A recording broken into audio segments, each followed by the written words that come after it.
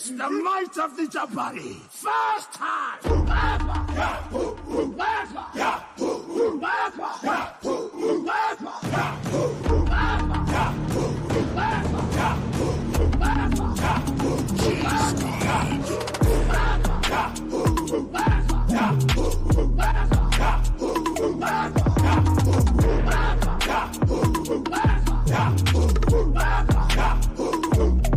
Somebody.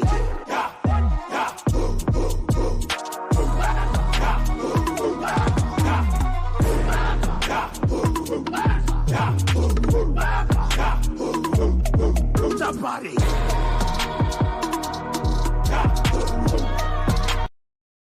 YouTube, man, it's your boy Kong here with my WWE Raw review for last night, 6/17/2024. Hey, man, we're going to get into my favorite part. Well, it was at the end, so we're going to get to that later. But this was this was the show after Clash of Champions, which was a successful pay-per-view, if I would say so. The crowd was hyped, the matches weren't too bad. Yeah, it was a good event. So, to start off, this Raw was crazy. A lot going on. It was good though. Crazy in a good way. A lot going on.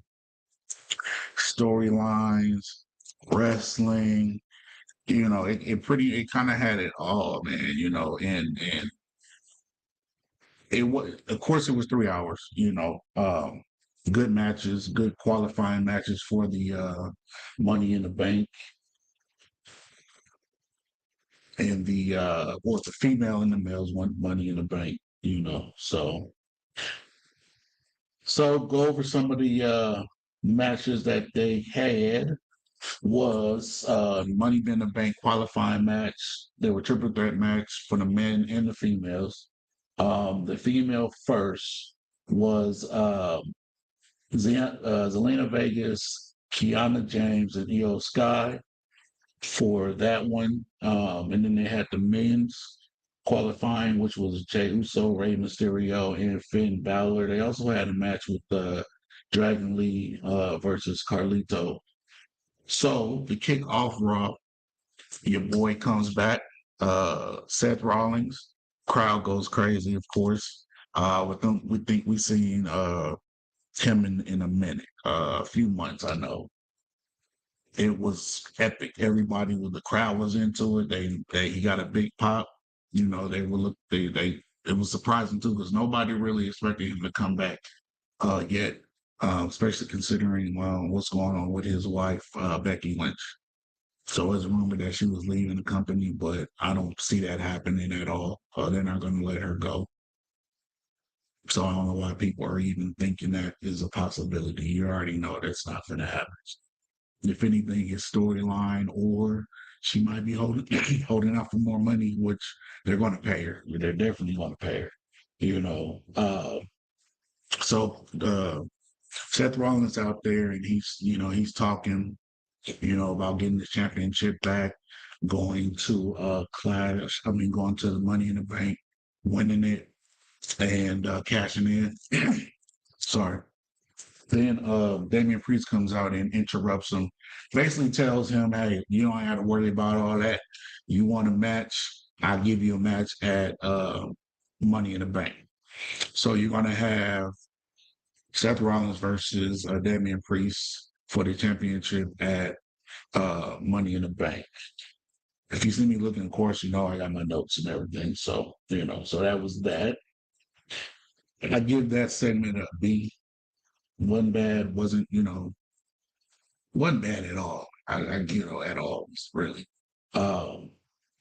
Then, so all night, there was these QR codes popping up throughout the show. And, everybody knew that something was coming. They had confirmed a date of the 17th. 617 was the unveiling of Bray Wyatt's vision for the Wyatt Six. Amazing. If anybody know, of course, I'm always gonna say it. I'm a big fan of Bray Wyatt. Rest in peace, man. But to see his creation come to life and actual fruition was awesome. Kind of felt like Bray was in the arena himself, just putting everything together. It was crazy.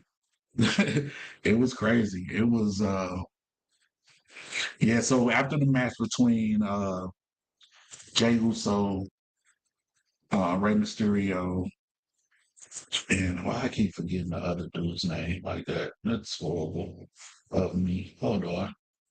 Finn Balor. They the crowd, it goes the they start doing the lights coming down like the Fiend used to.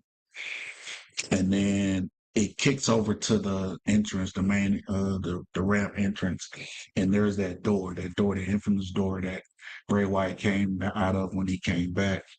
And it kicks open, got the light shining. And then for a moment, like you can see somebody crawling on the ground, but you wasn't sure. If I didn't know. It took a minute for me to realize what am I seeing. Nikki Cross was doing some kind of freaking crawl out and going up to the lantern, and then got there and stood up, and then she points to the back and to the right. So the camera is going to the back and it starts to cover around. Everything's black.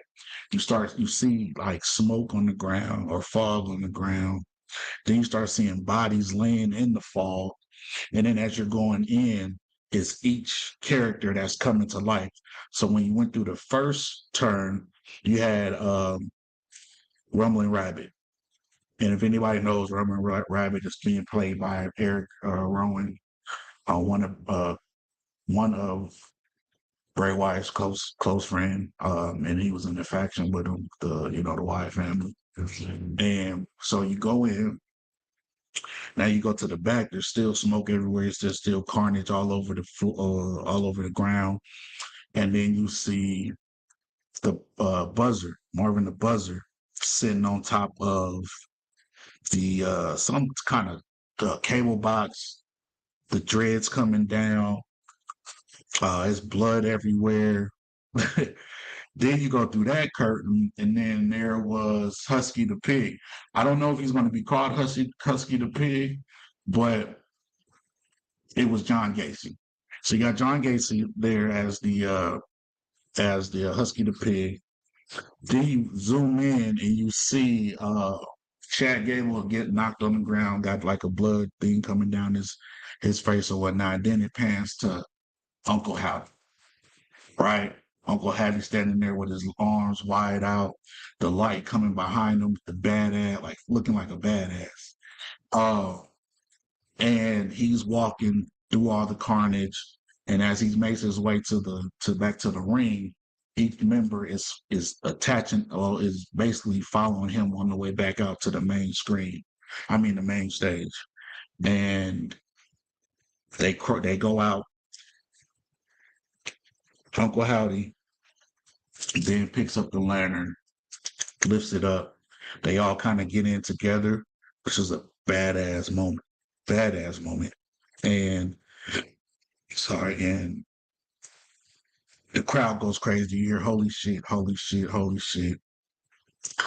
They lift up he lifts up the urn, the not the urn, well, I keep saying the urn, the lantern, and basically says, "We're here."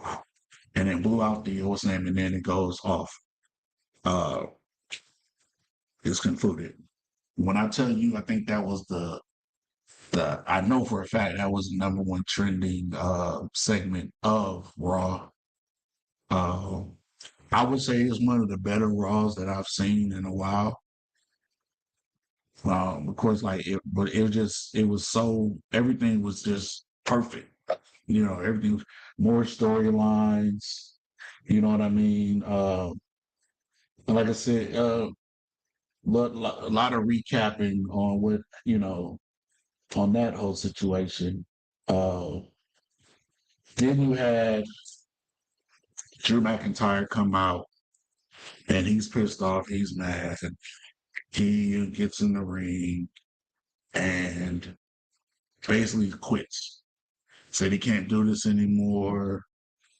Tired of the company, and he quits, which is an angle. Do not think that he actually quit. He just signed a contract, from what I understand. So it's just part of I guess, a plot or plan or whatever they're going to do coming up with him. He might be taking some time off, though. I mean, that would might be the reason why for the whole "I quit" thing. He's probably gonna take some time off. It's been a minute since he's had a vacation. Um, but yeah, man, like I said, it was a freaking filled pack Raw. And Triple H don't even like doing 3 hour. He don't like doing the third hour of Raw. He's basically come out and said that publicly, that it's just hard to run. So then again, at the beginning of the show, the countdown comes, and then it goes, "We are here." Right?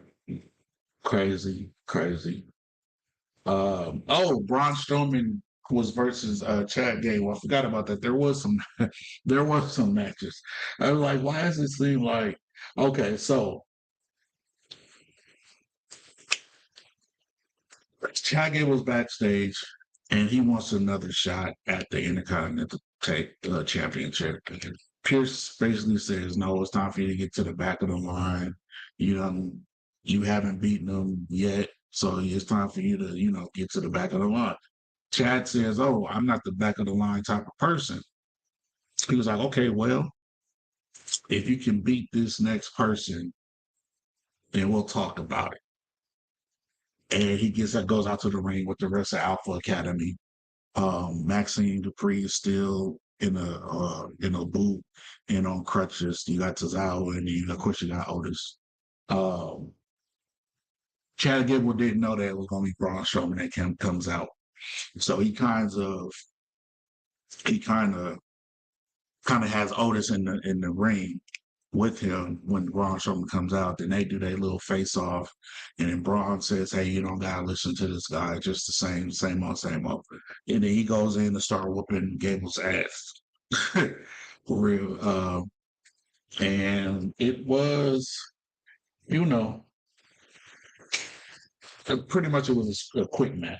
You know what I mean? A crazy running power slam though that Braun Strowman did on Gable, which was kind of sloppy, but if it hit like without it being sloppy, you could like it is a badass move for it. It was bad. So after the match, Gable he starts to berate Tozawa. Uh, Maxine Dupree gets in front of him, and Chad Gable took her crutch, threw it out the ring. Uh, then finally, Otis grows a pair, kind of rips the shirt off, kind of goes crazy while Gable is in the corner, kind of like, "Please don't hit me, please don't hit me." Um, and then Otis just got out of the ring. All of them just got out of the ring and just left. And Gable was like, we're family, such and such." It was okay. Uh, I give that match a B. It, it could have been better, um, but it wasn't bad. So yeah, I'll give it a B. I'll give it a B. I'll give it a B. So again, the Money in the Bank female qualifier match. Um, Io Sky wins. You know, so they're going to have the. Let's see. Hold on. What did it say? There's Vega appeared to be on a victory at one point. It was a lot going on back and forth. Everybody having getting their spots and pretty much hitting their spots. Um, then you have Actually, Sky defeated James and Vega. Yeah, Io Sky. So she's moving forward. The other people, other females from Damage Control, I believe they lost. So backstage, Io Sky said that damage control has to change, or she's going to change it, whatever that means. I believe that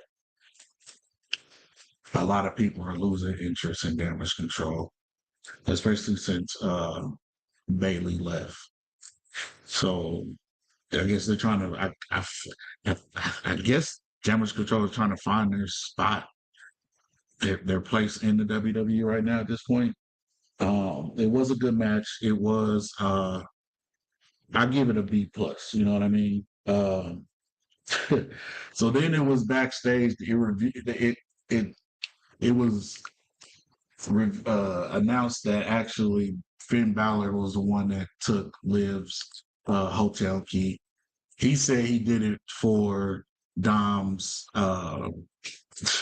for Dom, so he wouldn't, be tempted to show up there, So Liv didn't make it no better because then she doubled down and basically stole Dirty Dom's vest, cowboy vest, and was wearing it around. He asked for it back. She said, come take it back, basically. Basically said, yeah, you can take it if you want it. He was like, she was like, you got to take it off. So he kind of, was like, nah, I ain't going to, Then she was like, let me help you. She zips it down a little bit more, and he starts to zip it down the rest. Damian Priest comes and just happens to see that, it kind of looked like he was undressing Liv, but you know what it is. So it was he then told Dom to go to the back. Then Dame told Liv, hey, he doesn't want anything to do with you. She says he wants everything to do with me, and then walks off. So we'll see how that's going to transpire. What's going to happen with that? I believe that somehow Damian Priest is. I don't want to say. I don't want to say. I don't think it's going to go the way that everybody thinks it's going to go. I also think that hopefully we will get a Judgment Day versus the Wyatt faction match, and I hope that's pretty soon. But I want to build up to it, though. I don't want to just go into that. I want members to take on members and really build this thing up, man. Because I think that's going to be a special match, man. Very special. Then we got Sami Zayn. Sami Zayn comes out and he's talking about being a fighting. Who's he gonna face next? Then you got Braun Breaker comes out and basically claims that he needs to be next in line for the title shot. Then after that, who came out? Sheamus came out to say, "Hey, it should be me." So I'm guessing that they're going to do either the winner between Braun Breaker and Sheamus going to take on Sami, or are they going to do a triple threat match? I'm kind of tired of. Well, nah, they haven't had a real good triple threat match in a minute. And then this one that they had, the two that they had was for qualification for Money in the Bank, so it wasn't that bad. Again, Sheamus 3-way match, and I believe that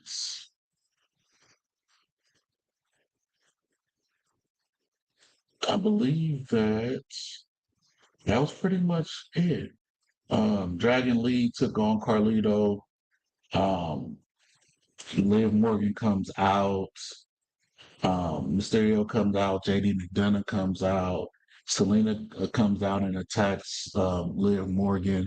There's a brawl between Judgment Day and LWO that takes place. What else?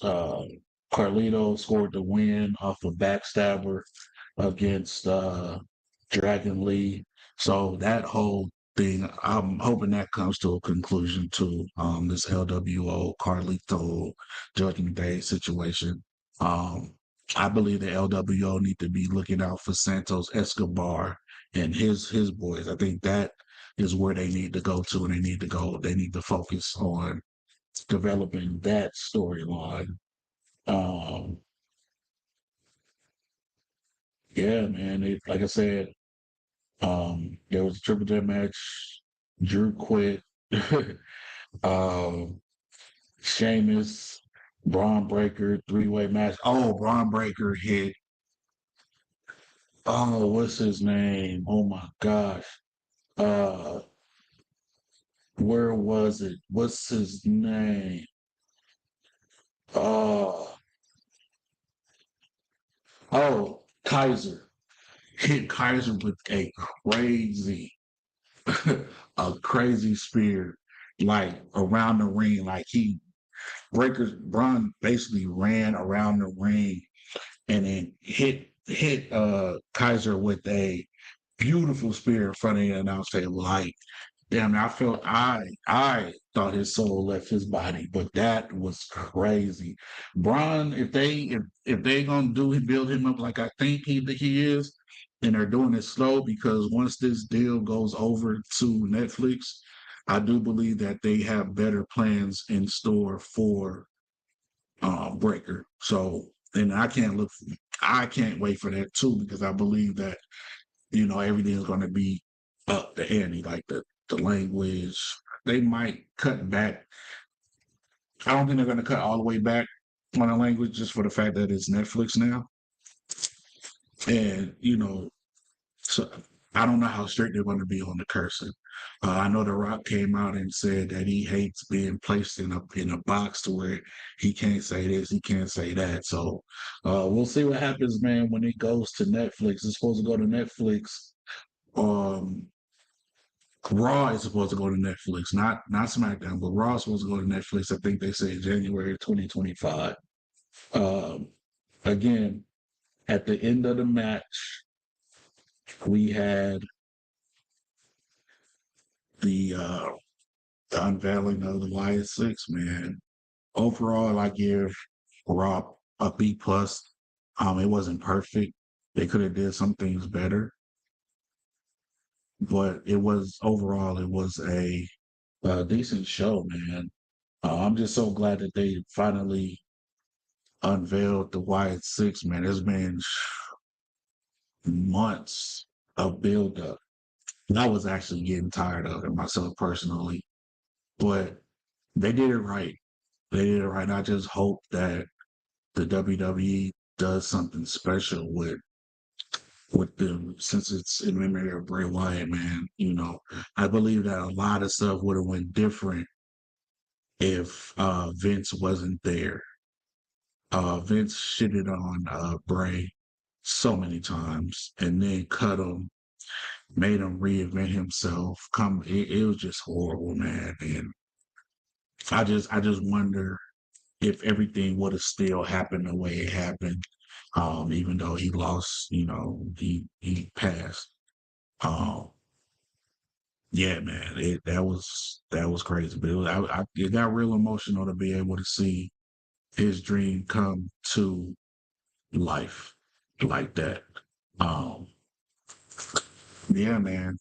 So we got SmackDown this Friday coming up. We'll see what the fallout is between Bianca Belair and Jade Cargill. See how that go. Are they gonna put them in the feud right away? Is some things going to transpire first? We don't know, man. We really don't know. But I'm here for it. And like I said, if you missed it, this was my review.